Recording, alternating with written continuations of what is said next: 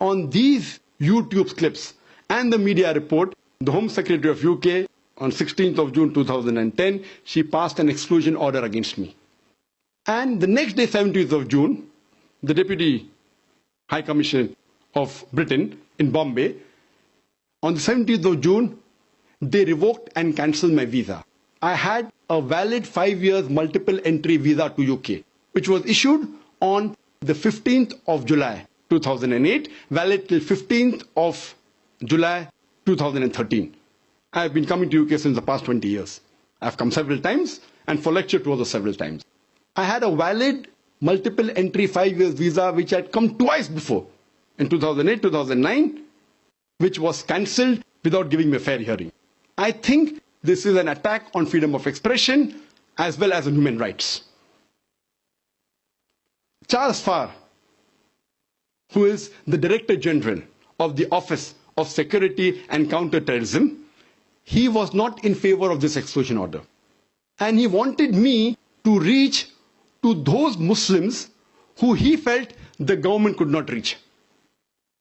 But the Home Secretary, ignoring the advice of her senior most security advisor, she went ahead with the exclusion order. And later on, a few weeks later, she even suspended one of the advisors under Charles Farr who supported me.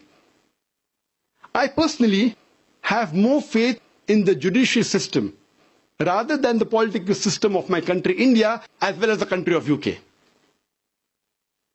We did a judicial review and took it to the High Court. Though the Home Secretary said I have no right to file under human rights because I'm a non-UK citizen, Justice Cranston said, and he reviewed it, and he said that he can file a case. And he passed a judgment and said that the first three decisions of the Home Secretary on 16th of June, 17th of June, and the 27th of June, all three were unlawful. But however, later on in the month of August 2010, when they gave additional information, he said that this is lawful, which is not logical. I have faith in the judicial system. We have filed for an appeal against the last judgment of the High Court, and I have full faith that inshallah, very shortly, this exclusion order would be reversed by the Court of Appeal. I hope in future I may have the chance to meet the Home Secretary Theresa May personally and explain to her the peaceful message of Islam and remove any misconception about Islam or any of my lecture that she may have. I would have personally preferred to come personally in the Oxford Union and give this talk and have a lively question and answer session rather than the satellite. Last month, I had gone to France. I was in Paris. We had a board meeting of our trust, Islamic Research Foundation International, which is based in UK, as well as Universal Broadcast Limited. Because I could not come to UK, I called the board members to Paris, and I was shocked. Normally, the world feels that France is more strict against Islam than UK. But when I applied for visa, I got it within 1 hour. And we had the board meeting there. I would prefer having it in UK, but because of the exclusion order, which I feel the Court of Appeal very shortly will reverse it. And though the world may think that because of the exclusion order, it is an attack on freedom of expression.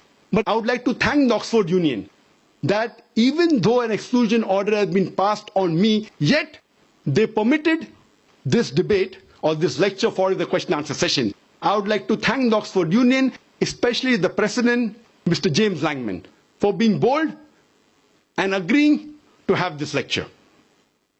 The Oxford Union may reverse it, and though the world may think that because of the exclusion order, it is an attack on freedom of expression. But I would like to thank the Oxford Union that even though an exclusion order has been passed on me, yet they permitted this debate or this lecture for the question and answer session. I would like to thank the Oxford Union, especially the President, Mr. James Langman, for being bold and agreeing to have this lecture. The Oxford Union may or may not agree with my speech.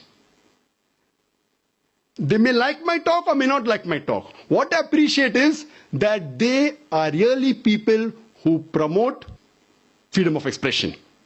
I would like to conclude my speech by giving a message. Peace is the only solution for the problems of humanity. Many nations, many countries have armies. They have got military, they have got navy, they have got air force. Some countries have weapons of mass destruction. Some have nuclear weapons. Believe me, all these are not the solution for the problems of humanity. The only solution, according to me, for the problems of humanity is peace. There may be differences. There are differences in culture. There are differences in languages. There are differences in color. There's difference of society. Irrespective of the differences, one common factor amongst all human beings of the world is that all want peace. According to me, peace is the only solution for the problems of humanity. I said at the starting of my talk, Islam is derived from the Arabic word salam, which means peace. And this word salam is mentioned in the Quran no less than 43 times, and along with its derivatives, it's mentioned no less than 143 times. Salam, peace, is mentioned in the Quran no less than 143 times. And I started my talk by greeting all of you Assalamu alaikum, which means peace be on all of you. The Quran says in Surah Yasin, chapter number 36, verse number 58, that peace is a salutation from the Lord who is the most merciful. One of the attributes of Almighty God is As-Salam, the source of peace. Quran says in Surah Al-Hashr, chapter 59, verse number 23, it refers to Allah, Almighty God, as As-Salam, the source of peace. Quran says in Surah Ma'idah, chapter 5, verse number 16, that Almighty God guides those people who come towards Him, towards peace and safety, and takes them out of darkness into light. That's the reason. Every chapter of the glorious Quran, there are 114 chapters in the Quran, every chapter except 9 starts with the beautiful formula, Bismillah ar-Rahman ar-Rahim, in the name of Allah, Almighty God, the most merciful, the most gracious. According to me, peace is the only solution for humanity. And I am a person who spreads peace. My mission is to spread peace. And as many may be aware, that I started a global Peace TV network about 5 years before in January 2006. In January 2006, I launched the Peace TV in English. 2.5 years later in 2008, Peace TV Urdu, and inshallah, in the next couple of months, in April 2011, we will launch the Peace TV Bangla. Today, Peace TV English is the largest watched Islamic satellite channel in the world. It has a viewership of more than 100 million, out of which more than 25% are non-Muslim. Even if I'm able to convince one human being, irrespective whether he's a Muslim or non-Muslim, and prevent him from killing one innocent human being, I feel I would have saved the whole of humankind. Peace is the only solution. My message is only of peace. My mission is to spread peace. I would like to end my talk